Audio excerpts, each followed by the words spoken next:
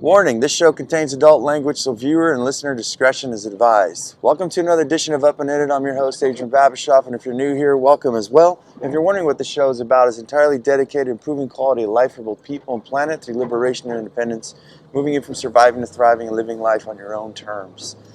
Today is episode 234, and this is Complete Lifestyle Redesign Mindset.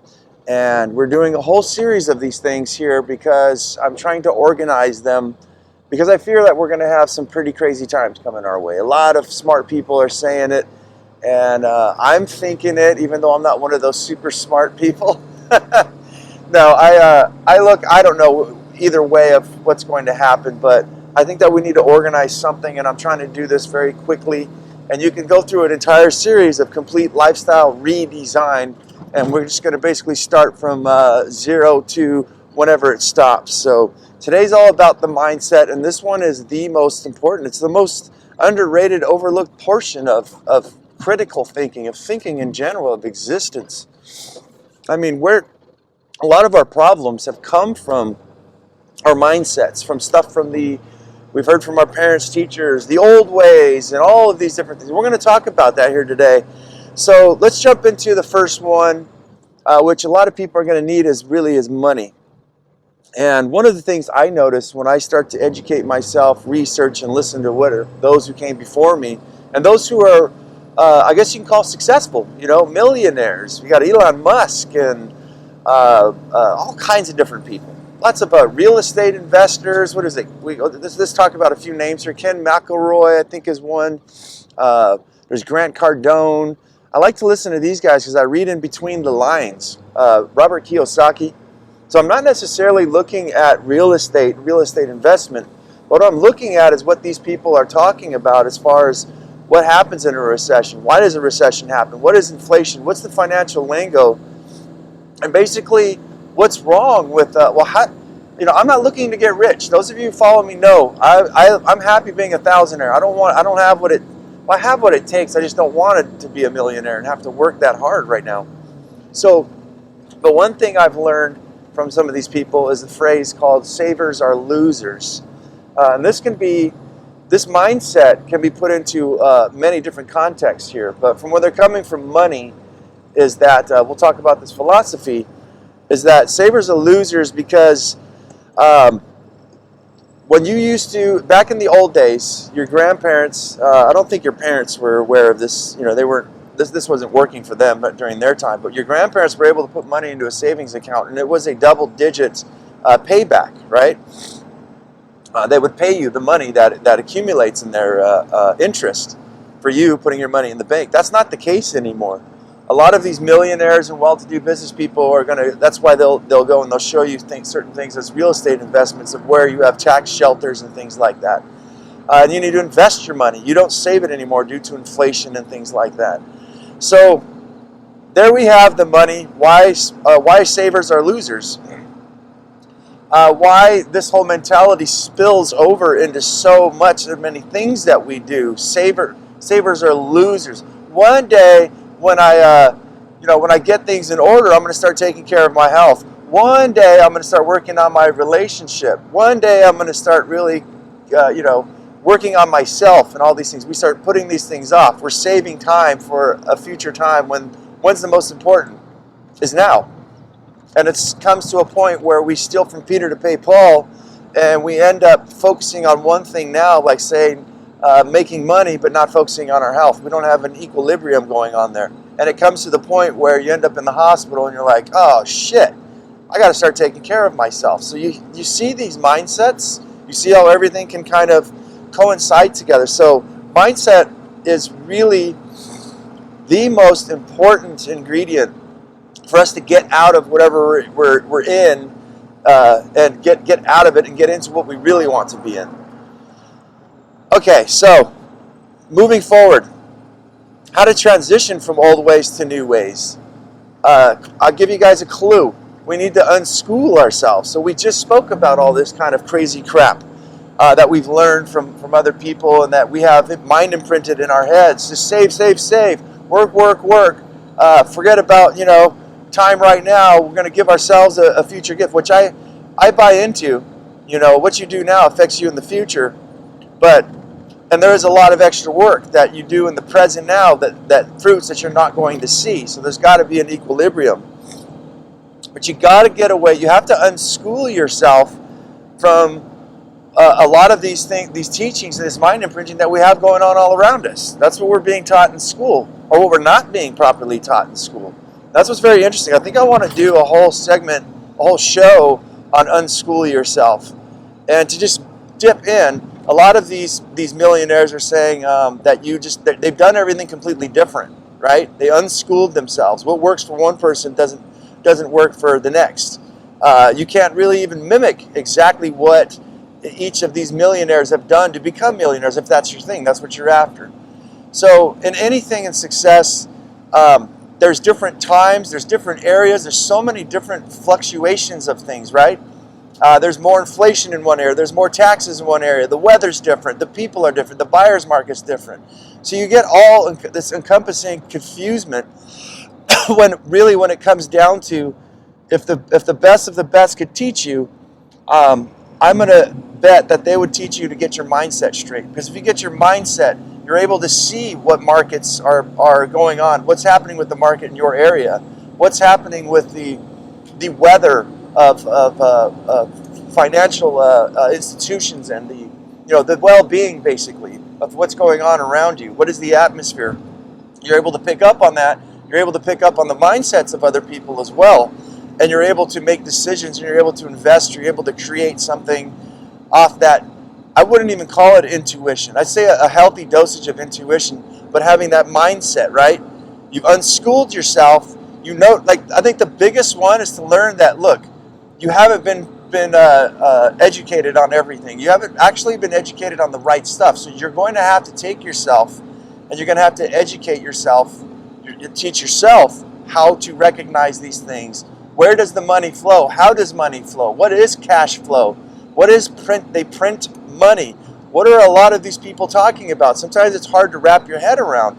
Until you get that mindset straight, then you start, and you listen to it long enough, and you practice, and you start out very small and keep implementing these things in your life. It suddenly starts to become clearer and clearer and clearer what they're saying. For instance, savers are losers, right? Saving your time for now, for later, is sometimes losers. And you get that empowerment and that judgment, I guess, and the act. You know when to act upon something. So the carrot and the horse. What do they call it? The proverbial carrot. They've got a stick. When they can't get a mule to haul a cart, right? Or if they're riding them, you guys ever seen that cartoon? They get a fishing pole with a carrot or an apple on the end. And the horse keeps trying to bite the apple and goes running after the apple, and it'll never achieve it. Doesn't that seem like what we're going through right now, guys? That we've been going through, that our parents went through, depending how old you are, I guess. I'm in my 40s. I think I'm called Generation X. But what your kids are going through, what your children's children are going through, how many people actually achieve their goals? How many people achieve success? And the problem is when you do see somebody, we said numerous times ad nauseum on the show, is when they do finally get what they want, are they happy? Now, I really haven't met too many people that looked really, really happy, having it all. I'm open to it. I'm open to the possibility, but I think that we all need some sort of equilibrium, and I think that mindset. A lot of people who do get it all, who get rich, sometimes they say it's the worst thing, because when I had nothing, they say, quote unquote, is that I really didn't have to worry about saving stuff, or protecting myself. Once you made it, now you're a millionaire. All your friends, family, people want something from you. So it changed their lives. And now they have all this money. They're worried about losing their money. When they didn't have money, they weren't really worried about losing it. So sometimes it causes an equal amount of stress. I think that it's good for us to prepare ourselves for wherever we're going into, to get our mindset straight. We talked about, I don't know why I love this story with Mike Tyson, but he said he had to be the champ before he was the champ. So he started acting like it. He started getting up early in the morning before he was ever like a major boxing professional. But he acted like a professional before he was. He'd get up at like 4 in the morning, go running, do his jogging, get all his just over the top fucking practicing. And as he said, and then mentally being there. How am I going to mentally be able to distinguish myself or to survive out there when I get all of this attention? So as he says, you can't be the champ if you're not prepared to be the champ. So he was preparing himself long before. So that proverbial carrot, my question is, how's that working out for you? I know that there's a lot of people. I don't have to sell you shit. You know that last year you said things were going to get better. The year before that you said things were going to be different. The decade before that you had all kinds of dreams and things. Where have they gone now? Where's all this stuff working for all of us? And I don't mean this in a negative. This is a positive. Look at those around you. Look how unhappy people are. If they were truly happy, they'd have a lot more patience. Hey, go ahead and cut me off. Obviously maybe something's happened. They're more considerate. Maybe this person has a family member that's dying or really has some place to get to. Like maybe that's why they cut, instead of fuck you, and literally out there to help each other, to genuinely be able to shut up, listen to what somebody else has to say, process it, find out from where this mindset this person's coming from, and if they're asking for help, be there to help them. How many people truly are there, or are they just waiting for their turn to speak? How many times do you stub your toe or do something completely simple and you become unglued? Now, I'm not saying I got all the answers, guys. I do that too. In fact, I just did it today. I can't remember what it was. I did something. I was trying to open up the trash can lid, right? And something was hitting it, and I was like, are you kidding me? Threw a fit and just kind of pushed the things aside and slammed the trash can lid open. And I noticed, but I get my mindset's built, so I already look and go, where are you coming from, IKEA boy? What's happening here?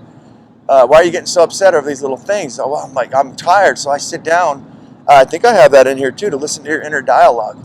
So I sit down and I listen to my inner dialogue, and I'm going, wow, you don't really want to go to work today. You're tired. Well, we're going to have a day off. We work a system out, me, myself, and all my, my identities. See, I just shared and pretty much concluded in front of everybody here that I'm completely and entirely insane. All right, let's move on from that one here. Start giving yourself treats the right way is my next one. I've got time off. So we were just talking about that. Most people, I did some Instagram videos where I was at the beach this last week, and I was just hanging out. My job went a little wonky. People asked me if I could not be there that day, and I was like, really? Maybe you could have gave some forethought before I woke up at 5 o'clock in the fucking morning, loaded all my tools, and showed up to your house, and you kind of say, yeah. So, but anyways, I made the best of it. I went down to the beach, and I spent half the morning there editing these podcast shows and notes and things like that, and almost took a nap. And I went for a jog that morning on the beach. Well, actually, a fast walk. I laid on the rocks that were heated. They were just barely warm because it was so early in the morning, but feeling them on my skin, on my cheek, the polished beach rocks, smelling the ocean, and just giving myself that time off. And I noticed that's the thing. I guess I don't want to seem like an asshole, but I love certain parts of my life that way, that I'm able to have those times. And I know that a lot of people can't. Even though you're having a bad day, you're experiencing anxiety, or you just don't feel good. A lot of people don't have that option to say, you know what, today I'm going to take a knee. And that's when I look at getting your mindset straight to be able to design your life so you're able to do things like that, to actually really give yourself time off. And the other one I love is my naps. For those of you who follow me, I do mini retirements. I'm going to do that this year. It looks like everything's lining up for it. I'm going to take off about 3 to 4 months, probably more like 3 months this year, because I want to get back to work. But in that 3 months, I'm just going to nap. Every day I would nap around didn't matter, noon, 2 o'clock, 5 o'clock. And I guess that's the thing that I look at with mindset, with that nap thing, is that you feel like whatever I do, those prolonged vacations, those mini retirements, after it takes me 2 to 3 weeks just to decompress. I can't even give myself a nap. I'm like, well, I got to be fixing something. I got to be doing something. And look at that mindset. That's horrible. You can never just sit down and truly relax. We live in a backwards world, you guys, and we can't even allow ourselves to do certain things, to put down our defense mechanisms, our walls and the expectations of ourselves and our expectations from other people, to know that these are just creations. They're not what's you. It's what's created, what's expected of you, and society wants you to do these things. All these things, they're just these mindsets and these mind imprints that we're all supposed to just stamp ourselves with. I should have just finished that tangent. That was a good one. All right, well, pursue your dreams. You get the mindset. If there's something that you really want, get into, as I said, out of whatever you're in and into whatever you want to get yourself into, and pursue your dreams. How is all this working for you? How was it when you were younger and you had that dream that you wanted to do a specific thing and never really got that chance? This old mindset that we're imprinted with has got us all where we forget, where we become overworked, and we can't remember what it was that we want, or we forget it for a while. It's still there, but we're still working our asses off, doing jobs we fucking hate, and just trying to survive. And instead of thriving, we're just stuck, which I'm here to tell you guys we're not. Next, I want to say that what I just was talking about, pursue your own dialogue. I want to talk a little bit more about that. So in your mindsets, what you have is your subconscious mind and your conscious mind. And what we have is those little, it takes a lot of practice, basically, is what I'm going to say here, is you're going to have to pay attention to the dialogue, like I just said, when I go to take a nap, and there's that little voice that comes out. It almost feels like it's not even you. And it's saying, well, did you make sure did you do enough chores? Are we slacking over here? What if what if a recession gets worse, or what if things start to happen? Maybe we should go back to work. No, you know what? We came up with a fucking plan. Just quiet up, and I'm going to take a nap right now. I need some time off. And you kind of have to almost friend yourself, I would say, like, to explain this. Become friends with yourself, because it seems like we've become enemies. Like we have this alter ego, this alter personality that's kind of running half the show, telling us to do certain things. And it's that inner dialogue, I think, that we need to get to know. And that's the best way, is to start paying attention to it. Start having a dialogue with it. So basically, I've talked about this before. This is the mystique, strange part of the show, is where you can start asking yourself questions.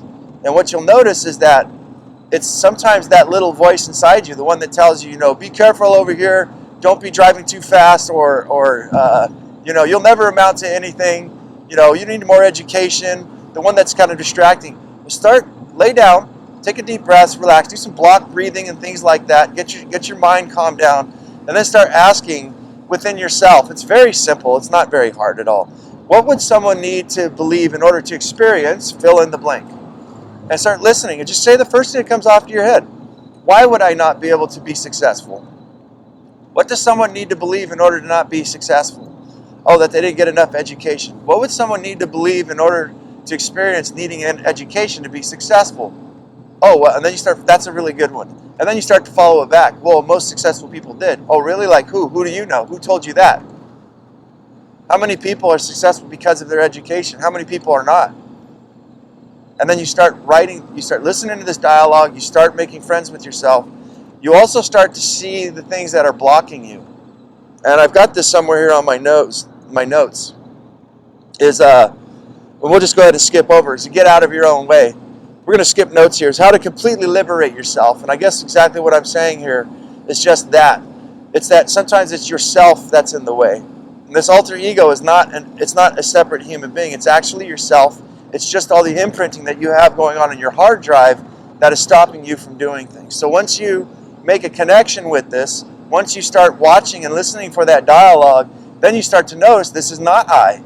This is my creation. This is a figment of my imagination, that I can't do these things. You can do anything.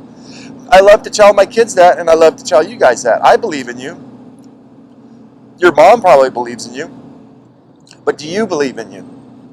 And once we strip all the bad stuff away, all the government stopping me, my education, you get the education. Now what's happening?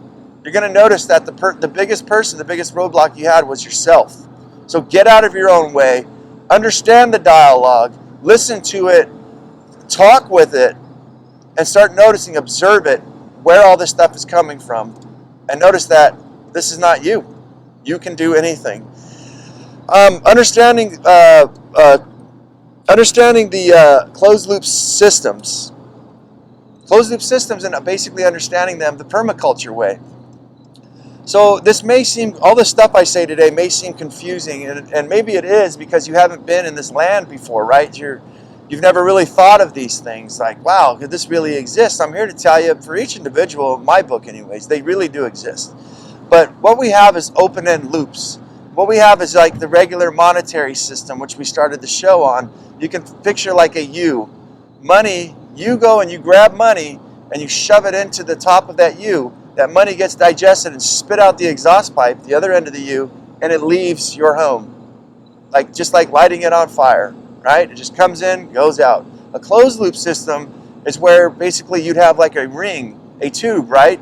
And let's just imaginary say where you'd open up a little cap on the top, you stuff money in there, close the lid, and everything keeps circulating in a circle and just keeps filling up and producing more. That's a closed loop system.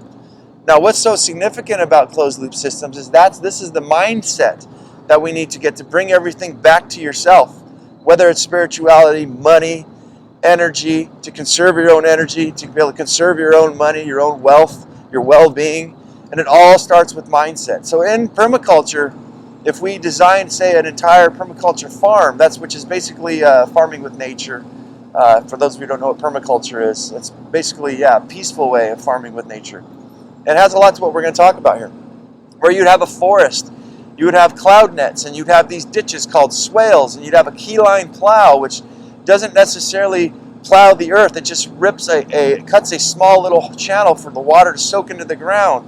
And then we have, say, aquaponics systems in one place, and we have banana circles and composting toilets, which produce compost for the trees. And then we have worm castings that all our excess food garbage goes into, and that waste goes into the garden. And the excess stuff for the garden goes for trade, for sales, and also to feed the animals. And there's moringa. There's a set of trees. If you just went to the forest, and there's 7 layers to these forests where vines are growing up the trees. Cane fruits are at the bottom, and there's like aloe vera, and then within the aloe vera there's mushrooms growing, and underneath those things there's mosses, and you see this intricate full system that seems so complicated. But once you understand the mindset of a closed loop system, what happens in a perfect permaculture setting, is that it's a closed loop system and everything feeds off of itself. So that's the mindset I look at, is that for ourselves to create closed loop systems in our lives as much as we can. And it starts off with your own dialogue in your head, to know that you can fix things. And once you start getting into solutions thinking, you start to always look for the solutions. You start to understand and see patterns in things. Many things, like houses, have triangular shapes. Your brain, like mine, just starts to go insane, and then you start to look, and you can see how a hurricane would come, and it would compress those things. But because you knew about geometry, about, like, say, a thing like a yurt, where a circle with a conical roof would actually compress itself. The more the wind blows on it, the more durable, the more compressed this shape forms. And you start to roll that over into what linear thinking, and into loop thinking, right? I don't know if I can explain that correctly to you, but you start to understand this flow of things, and that's where things start to be born, and that's how you start to improve your world. So that's the show. How does this make the world a better place? I was thinking about doing at the end of each podcast to kind of tie the whole thing together. So if we tie this whole thing together, our mindsets, I look at the reason why you should recycle plastics, the reason why you shouldn't buy so much plastic, the reason why you should think about what other people are thinking, where they're coming from, where's their mindset coming from. Maybe some people just don't get it. How can I change their mindset? How can I change the world around me? How can I change myself first? Train myself to understand the dialogue of myself so I can be more present in my life. How can I help the animals and the earth and the trees and the microbiology? How can I make more money? How can I make more money peacefully? How can I create a closed loop system? How can I do this in a symbiotic relationship where I'm not hurting people or the planet? And how can I start piecing all of this stuff together and actually truly be happy? That's exactly what I'm saying here, is when you get that mindset, when you get that seed planted and you start to work it out, just like a muscle, and you're coming from that open-ended open mindset to where anything's possible. You're open to any possibilities, any kind of ridicule, any kind of solutions, everything. And you start to patterns think. You start to pull everything together, and now you're able to formulate things. And guys, I'm here to tell you, it becomes very addicting. It's like you just want to go around and fix everything and everybody.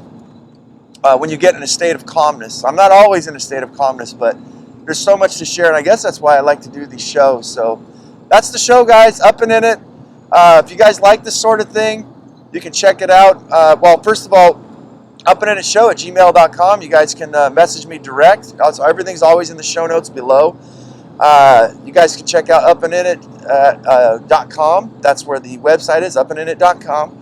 And the show is Up and In It. You can check it on TikTok, Instagram, YouTube, Facebook, and anywhere on where they let me do these podcasts. So, as I always say, guys, well, if I have brought you guys value, please like, subscribe, give me a review, help me spread the word about this show. And I'm really tired, man.